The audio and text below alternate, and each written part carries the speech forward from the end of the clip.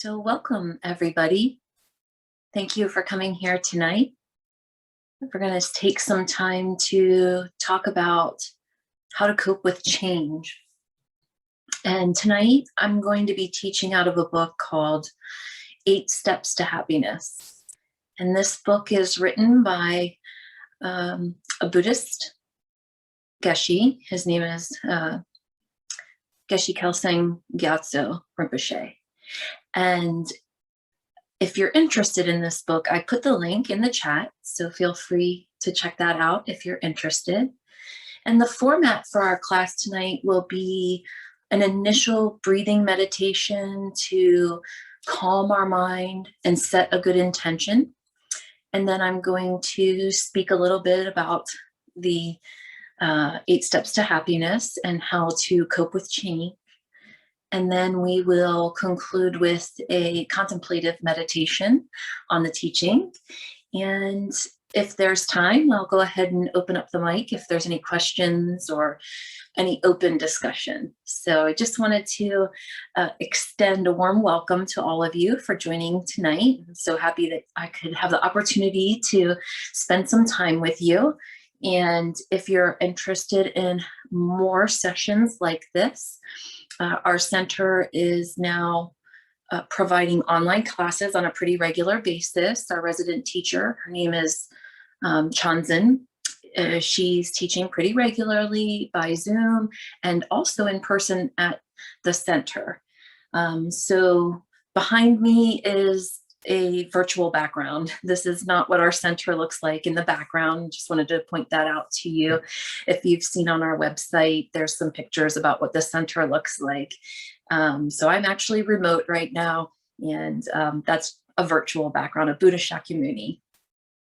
And so in order for us to get started, we'll begin with a nice breathing meditation. We'll try to generate a good intention for tonight here. Calm our mind and create a nice peaceful feeling. So if you would like to go ahead and get started, find a comfortable position and begin to relax. You can just make sure that you sit with your back straight, hands resting gently in your lap. You can keep your eyes lightly closed.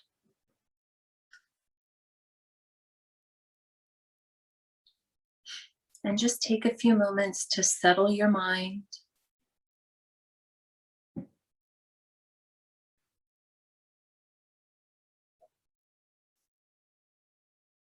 And try to forget any distractions.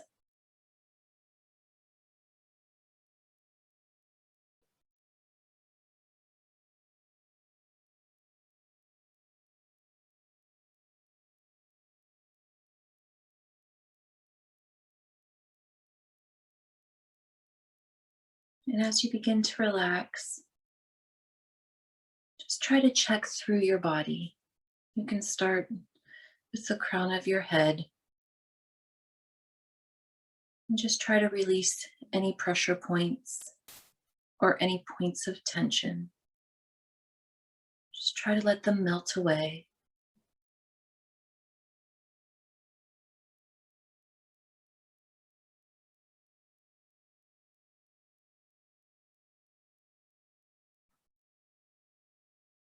You can work your way down through your neck and your shoulders and just try to relax.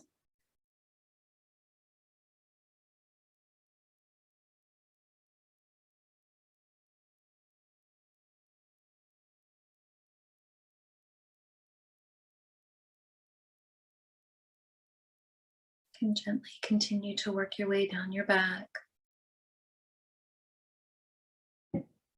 releasing any tension in your muscles, any strain,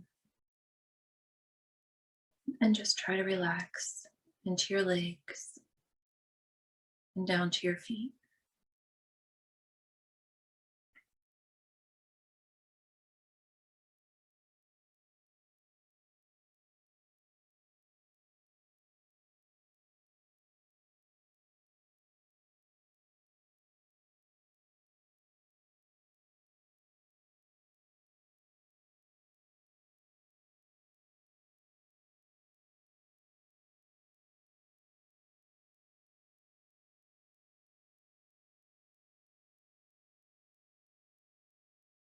And if you can just turn your attention towards your breath,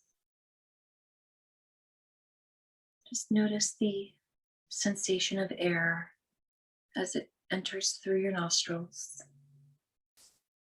fills your lungs, and exits through your nose. Just follow the flow of air as it moves in this way for the next few moments of the meditation. Try to be mindful of every inhalation and exhalation.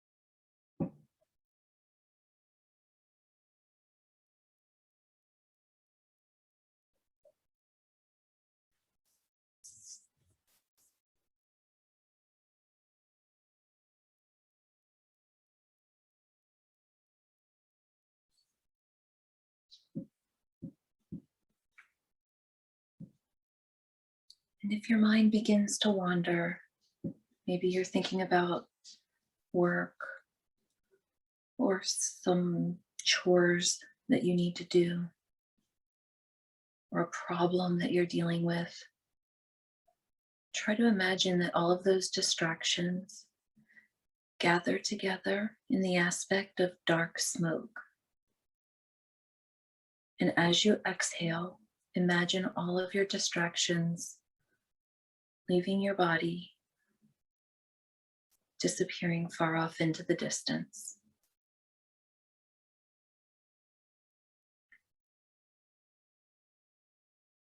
And as you breathe in, you can try to imagine a warm, bright light entering your body, filling your body, making you feel calm and peaceful.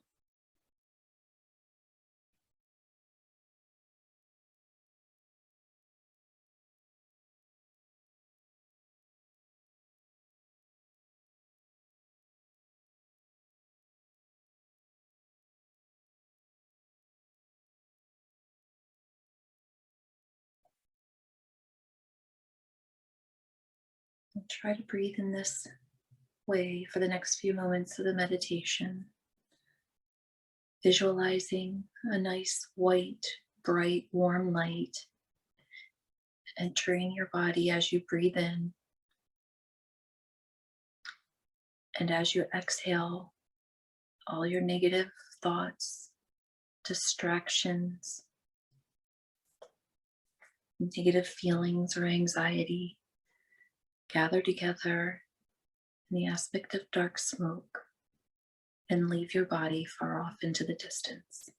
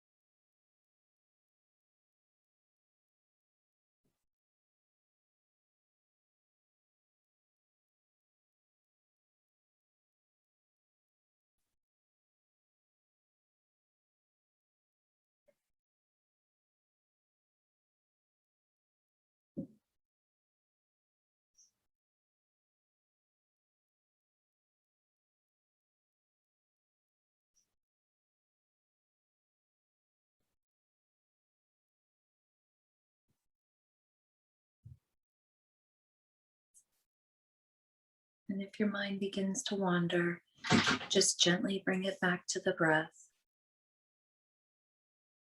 Focus on the visualization.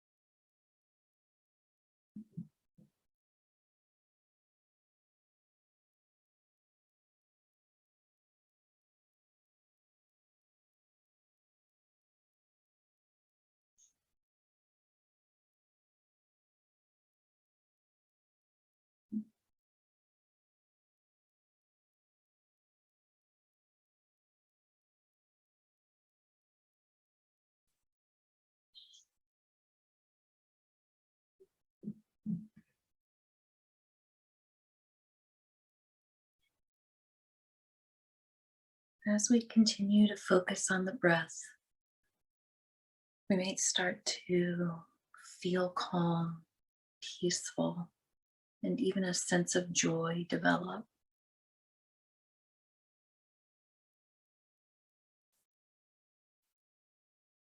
And as you feel that sensation in the heart, in your heart chakra,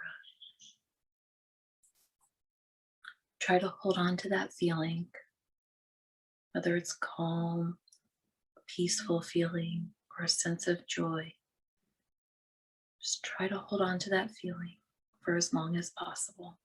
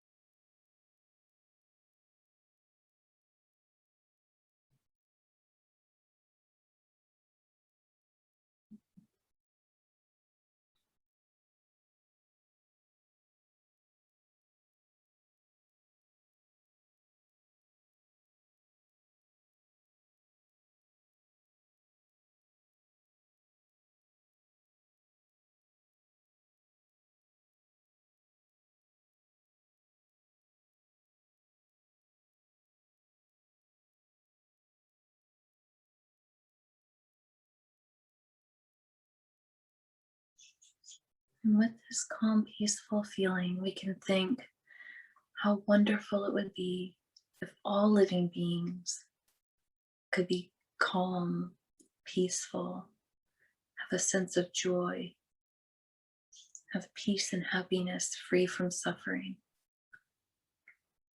We can think how wonderful it would be if all living beings were free from suffering and had peace and happiness forever.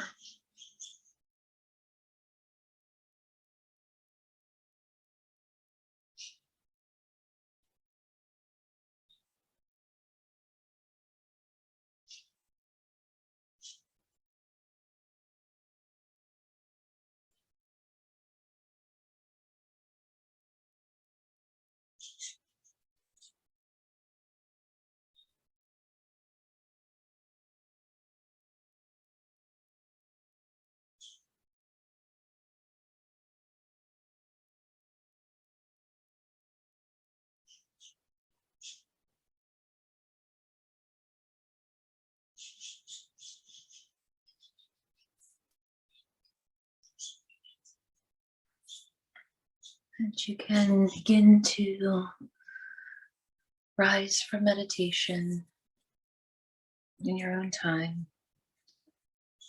Try to maintain our good intention for peace and happiness.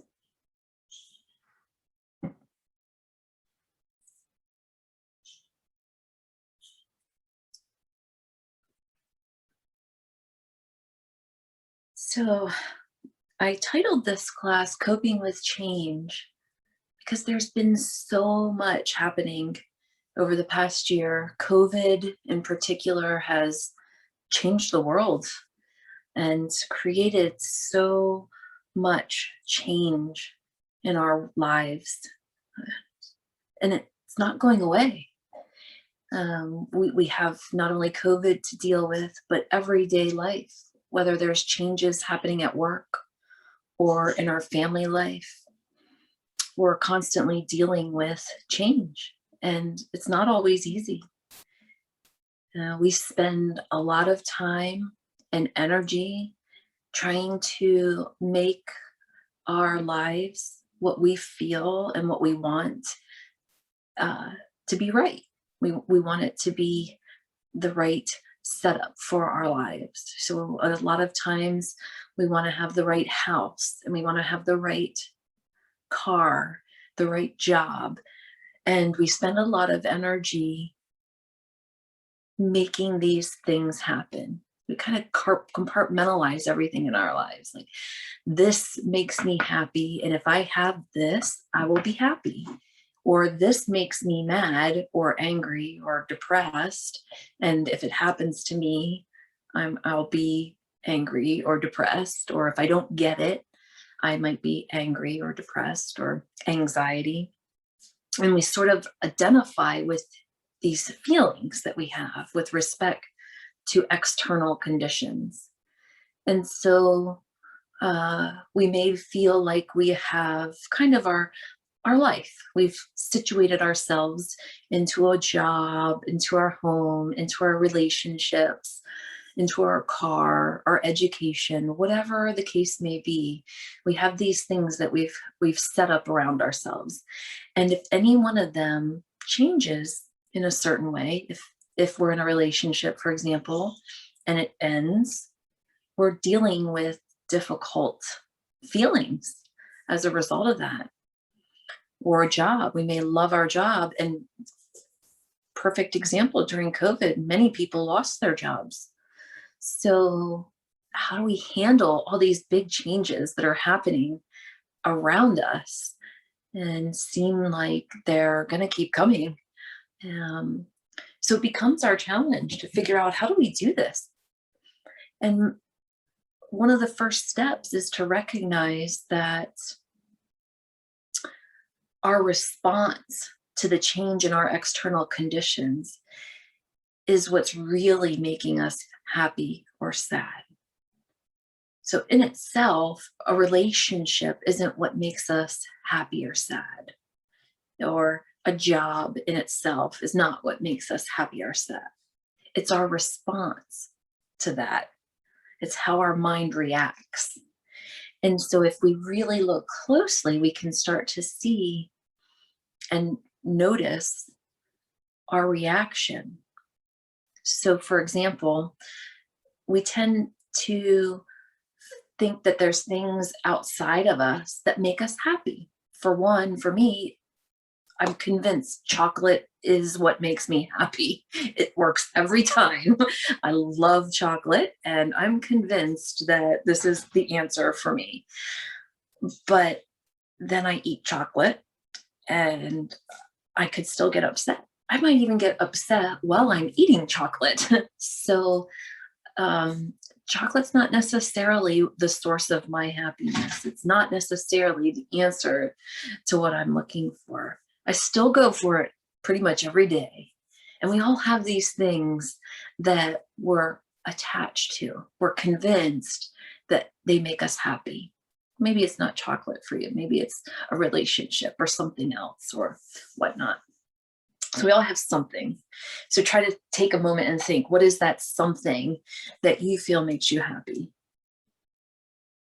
So if it happens to be your spouse or partner, maybe they make you happy. So what happens when they make a mistake or they do something wrong and now they're no longer making you happy? It's a change that we have to deal with, right? If they just leave, it's a change. And we feel sad because they're not there to make us happy anymore. So that response, when we think that there's something outside of our mind that makes us happy, that's called attachment. And if there's something that we're adverse to, something that we don't like, oh, if this happens, I'm going to get mad. Have you ever had those situations where you think, I know this is going to happen, and if it happens, I'm just going to have a meltdown for the day? Maybe you don't, but maybe you just kind of anticipate. Have you ever anticipated that something's going to go wrong, and then it does, and then you get mad because of it? We kind of almost set ourselves up. We psych ourselves out sometimes to expect the worst in some cases. And so if something happens that we don't really like, that we don't want to happen, a lot of times change is one of those things. At work, I just started a whole new computer system, changed everything that I have known inside and out for the past 5 years. Totally new, totally different. It's huge change. And some days I'm pulling my hair out because I just don't know what to click on or where to go. And so when we have that negative response to external conditions, that's what generates in our mind things like anger and anxiety, depression, and we respond in that way. So things that we have aversions to can cause us to have uncomfortable minds. So we get a little prickly when these things happen. How do we stop that prickling from happening? That's what we'll talk about here today. And there's also things that we're just completely neutral about. We don't care either way. If it happens, it's okay. If it doesn't happen, it's okay. If I have it, it's okay. If I don't have it, it's okay. Or people. There's some people that we care greatly about, and others we don't really care too much about. We don't even really think about. We're just kind of neutral. And we respond in these three ways. We either have an attachment to something because we like it, or we have an aversion to something because we don't like it, or we're just completely neutral. And those feelings are all coming from within our mind. Our mind is what makes us react to a certain stimulus, something that's happening, whether it's change, something new, something that we've been totally used to is all of a sudden different. Maybe we're dealing with a loss. Maybe we are bereaving. Somebody has just passed on and we're struggling to cope with something like that. And we can think maybe it's a relationship. If we were in a relationship and we were completely happy, and then maybe that person that we were in a relation with passed on. They're no longer here, and we no longer feel happy. But you can stop and think that before we were in that relationship, were we unhappy, or were there moments of happiness? So we can check our mind. Without being in that relationship, did we have moments of happiness? And even when we were in the relationship, did we have moments of unhappiness? Did we have some discomfort? Do we have some anxiety or whatnot? And by analyzing in this way, we can realize that that relationship in itself, that person in itself, is not what really made us happy. It's how we responded to them that made us happy. So we have some bad mental habits. We kind of have habits of things that trigger us. Did you ever say to yourself, oh, that's my pet peeve. That's my trigger. That's going to be what sets me off. We kind of train ourselves sometimes to have these responses. And how can we be more constructive? So Geshe Kelsang says in 8 Steps to Happiness, something that I think is very beautiful. And I'm going to actually read it because it's auspicious to hear it directly from the book. So take just a few seconds here to kind of think about what I'm reading. I think it's a really beautiful passage. If we have to walk across rough and thorny ground, one way of protecting our feet is to cover the whole ground with leather. But this is not very practical. We can achieve the same result in a much simpler way by covering our feet. And so sometimes we do this. Sometimes we try to manipulate everything around us. Like, let's tweak this and let's tweak that and let's make this just so. And we make everything the way we think it should be. And then we think it makes us happy if it's that way. And it's exhausting. It's exhausting to be like that. For example, my son, he's 8 years old. He's going through this YouTube phase. And we gave him earbuds because I'm not going through a YouTube phase and I don't want to hear YouTube all night long. So he has these earbuds and he just thinks these earbuds are the most perfect thing. And they're the answer to his happiness because they allow him to hear his YouTube. And then when they die, because their batteries don't last forever, it's like the end of the world. He is completely dramatic, just this meltdown that his whole life is ruined because his earbuds died. And so that's kind of an exaggerated example, but we have these things happen. I have meltdowns. And so why did we let ourselves do this? Why does this happen? It's because we very strongly believe, like in my son's example, his earbuds are what make him happy. And when he doesn't have access to those earbuds, he's not happy. He even says, my day's ruined, my night's ruined. And he's going through this little temper tantrum.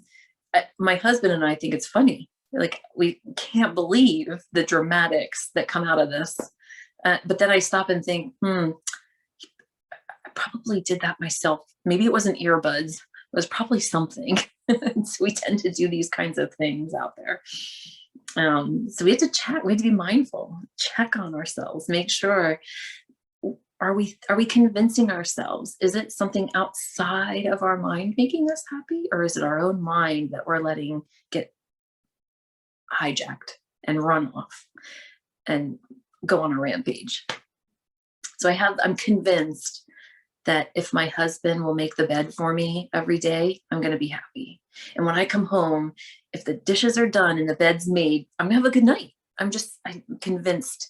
And when I come home and dishes aren't done and the bed's not made, I have a decision to make. Either I can cope with that and deal with that constructively, or I could be like my son and have a meltdown. And so when I have a meltdown, it doesn't feel good. When we're unhappy, we don't feel good. And when we are happy, we feel good. And the two cannot be in our mind at the same time. So instead of trying to make the earbuds work all the time and the husband do the dishes all the time, because they're not always going to work. They're not always going to do the dishes. It's not always going to be perfect.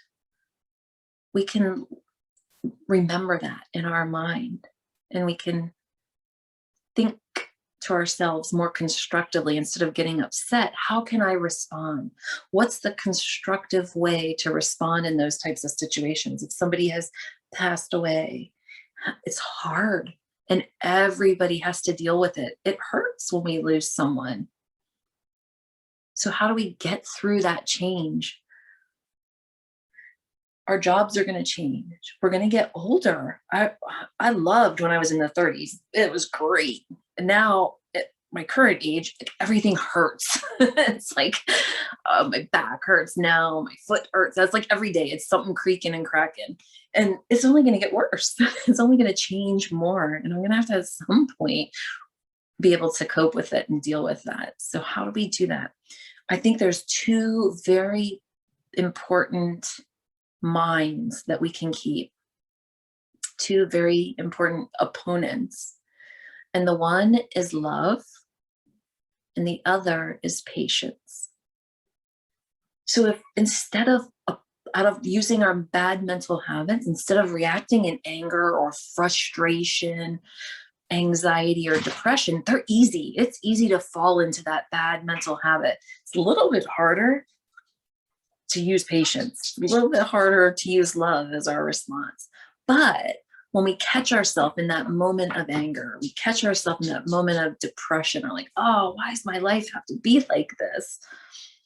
That's our red flag. That's our chance to make a difference in our own mind. It's our chance to change our own world. I read an unknown short story, unknown author. And the premise basically was there's this man who, well, when he was younger, he had this ambition to change the world. And when he couldn't change the world, he had an ambition to change the country that he was living in. And when he couldn't change the country that he was living in, he had this ambition to change the community, the neighborhood that he lived in. And when he couldn't change the community or the neighborhood that he lived in, he finally came to the realization the only thing that he really can change is his mind. And I thought that was so Buddhist. It was unknown, but I swear it was Geshe that did this. Geshe Kelsang said this, or Buddha said this, because it's so true that it's within our mind that where we can make the change. And if we want world peace, we start with our own mind. And it's a beautiful thought, because when you have love in your mind, you cannot have hate. They oppose each other. It just can't happen. I think some people like to say they love to hate, but it doesn't quite work that way. You can't be happy and sad at the exact same time. There's some bittersweet moments, sure. But in general, love is a huge opponent to our problems. But what is love? I know there was a time where I thought with my spouse, I loved my spouse because of what they did to make me happy. And that meant that I was in love. But is that really love? Is that really what love is about? What somebody does for you? Is love what my husband does for me? Really, the true definition of love is wanting to make somebody happy. It's our own wish to make somebody else happy, whether that's our spouse or our neighbor or someone in another country that we don't even know. We just wish that they're happy. So it's the wish for someone to be happy. And so if my wish when I come home from work is that my husband has done the dishes, that's not necessarily a mind of love. It's more of a mind of attachment. That mind is telling me if he does this, then I'll be happy. And if I loved him, maybe I would be thinking, well, and I do love him, don't get me wrong, but if I use a mind of love, maybe I want to do the dishes for him instead. So little by little, it's not always easy to do that, but little by little, we can come to these conclusions, little realizations, day by day. If we keep contemplating these things, our mind can change. Patience is another very beautiful mind. So patience isn't really about standing in line and waiting for your turn, paying your dues. Yeah, I've waited all these years. I finally got what I deserve. It's really not what patience is about. Patience is about accepting the way things are. So when I come home, in my example, the dishes aren't done, I have to have a mind of patience and accept. That's the way things are, because the alternative is to have a fight and then ruin the whole night. Or just keep it to myself and kind of let it smolder and get bigger and get uglier inside my mind. So everybody has different responses. Maybe it is outright anger, but maybe it's also that thing that you kind of keep inside and you kind of keep trying to bury and not cope with, not address. So we have to be careful that we're not ignoring, we're not suppressing things. We're dealing with them directly, but we're choosing to deal with them using a different mind, different way of reacting. So we can think about love and patience as an antidote to our problems. So when things start to get a little prickly, take a few moments and breathe. That's a real big help. There's a physiological advantage, first of all, to that. Obviously getting more oxygen to your brain. Just take some time to do a quick breathing meditation and get yourself back into a good frame of mind. And then just try to think about, what is patience, or what is love? What does this relationship mean to me? Why am I responding in anger? So there's a little trick. It's a hard trick, but something that you can do. For example, let's say you're at work and somebody's yelling at you and it does not feel good, and you start to feel, a little bit of the adrenaline going, maybe a little bit of a pulse in your neck, and you're starting to get ready to maybe argue back or get defensive. It's a very natural response. And so instead of lashing out, we can think to ourselves, this is a test. This person is actually helping me. It doesn't seem like it, doesn't feel like it at that moment.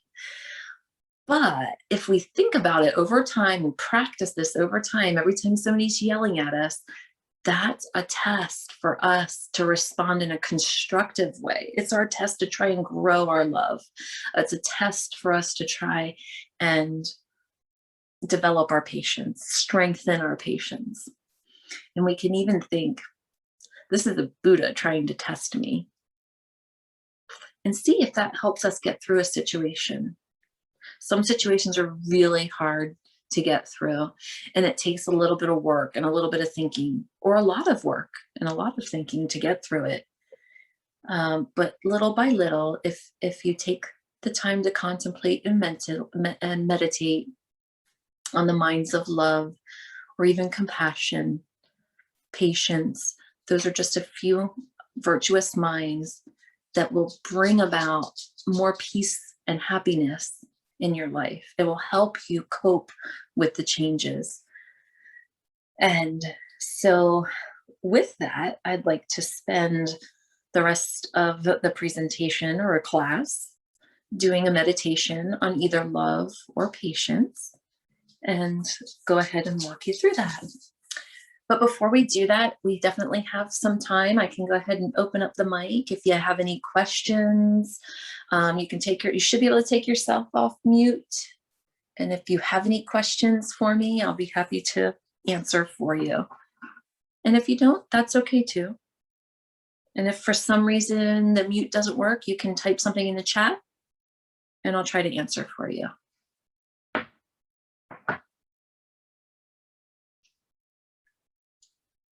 So any questions or comments or thoughts that you might have?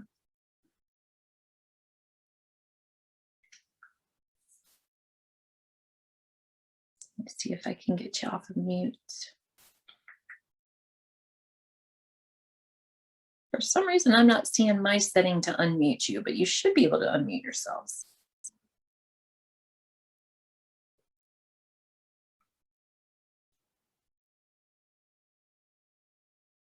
Let me see if this works.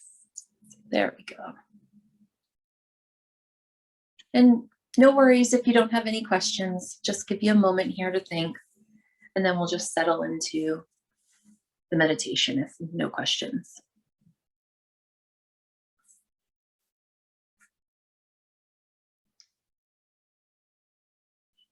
Okay.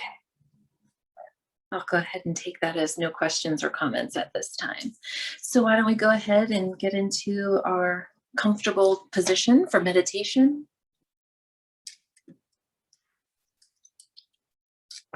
I'll read a little bit out of 8 Steps to Happiness for the meditation. So go ahead and just take a few moments to settle your mind again. You can recall the breathing meditation from earlier, bringing in white, purifying, calming light, and exhaling our negativities and the aspect of dark smoke. Just take a few moments to focus on that visualization.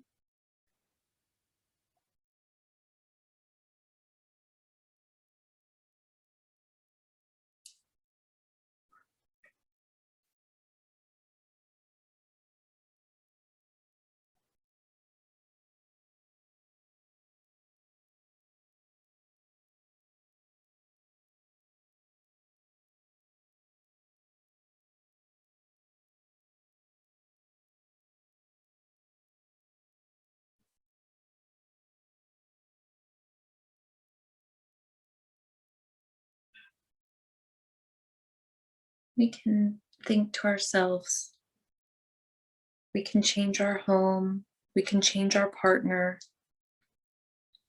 we can change many things in our lives.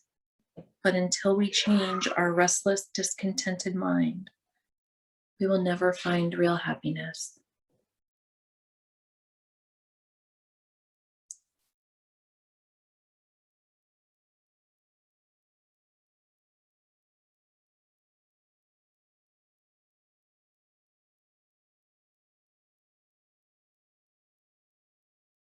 We can think, instead of trying to continually manipulate external conditions,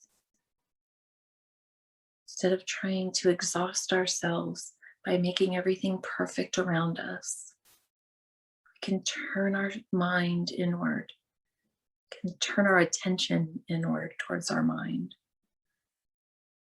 And at the level of our heart chakra, we can start to recognize there's a calm, peaceful feeling there. Just center our attention in our heart chakra.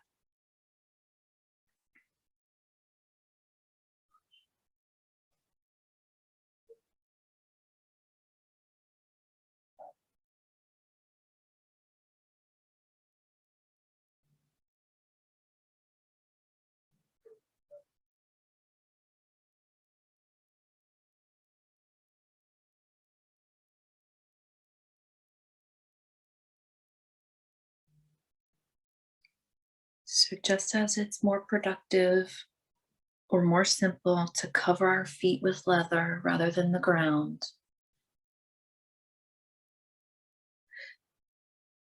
we can try to protect ourselves from suffering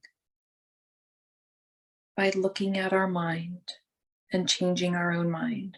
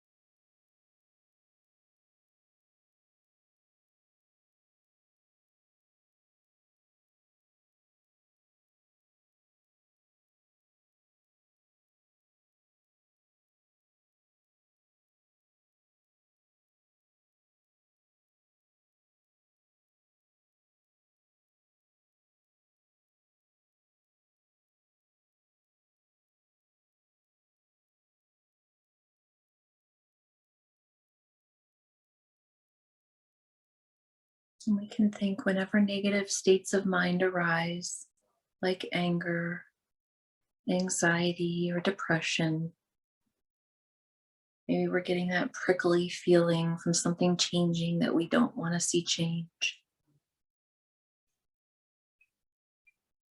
We can think about patience. We can think how much more peaceful it would be if we accept that situation as it is.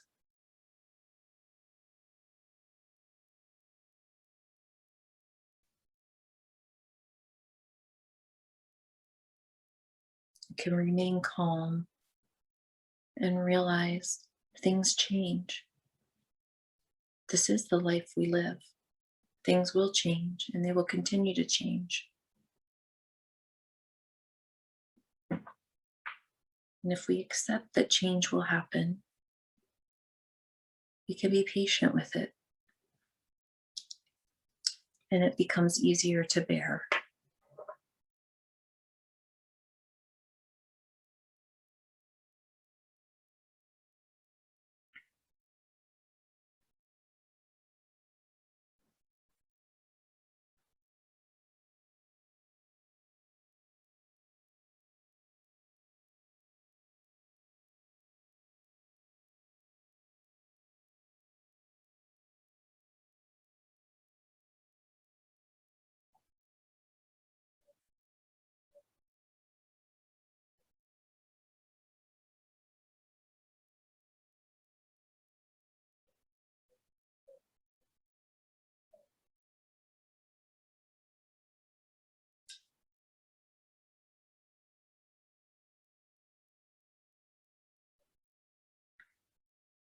in situations where we feel disappointed or let down. Instead of focusing on the faults of others, the things that they haven't done, or the things that they've done wrong, we can think with a mind of love.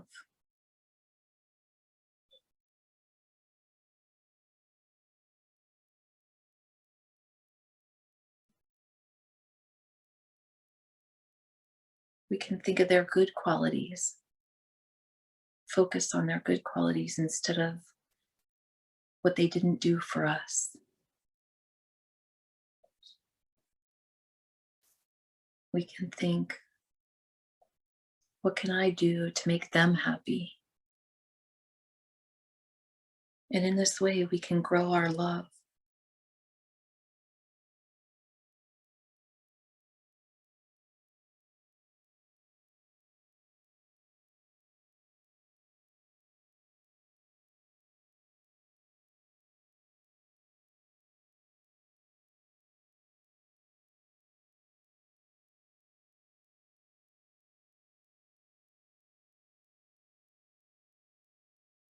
And you can pick for the next few moments of the meditation, you can choose to focus on patience or love. And at the level of your heart, try to think of patience or love and hold that feeling. How does it feel when you're patient? How does it feel when you have love in your mind? You may start to feel either calm or peaceful or a sense of joy. Just try to hold on to that feeling for as long as possible.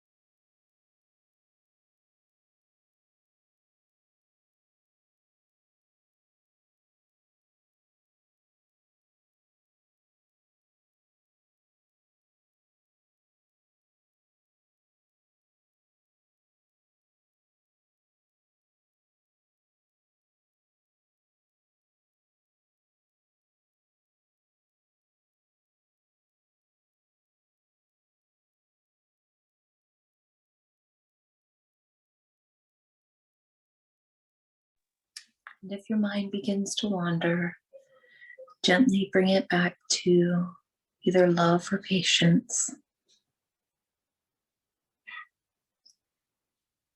And with that feeling of love or patience, we can dedicate all the merit that we've accumulated here tonight from meditating, contemplating, and listening to Dharma, Buddha's teachings. We can dedicate all that merit to the long life, good health, happiness for all living beings.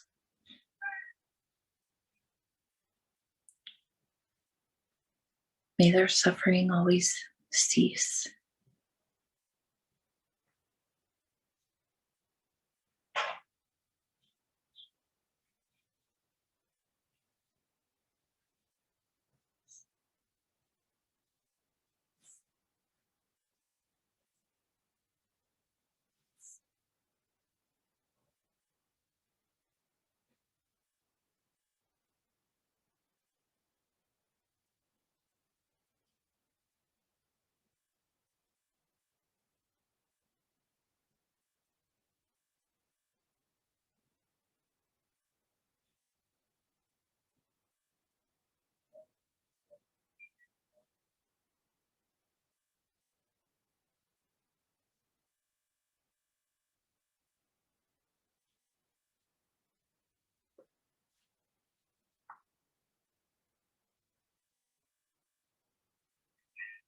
And with a calm, peaceful mind, you can begin to rise from meditation.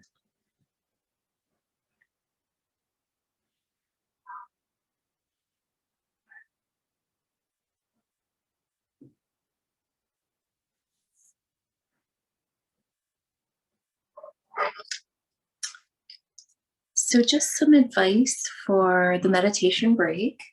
I wanted to read a final passage for you from 8 Steps to Happiness.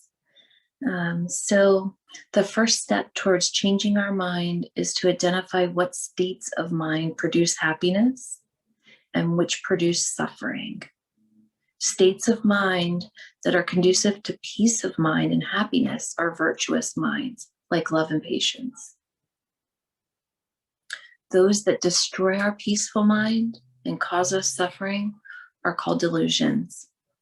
That would be anger or anxiety or depression, frustration, jealousy, pride.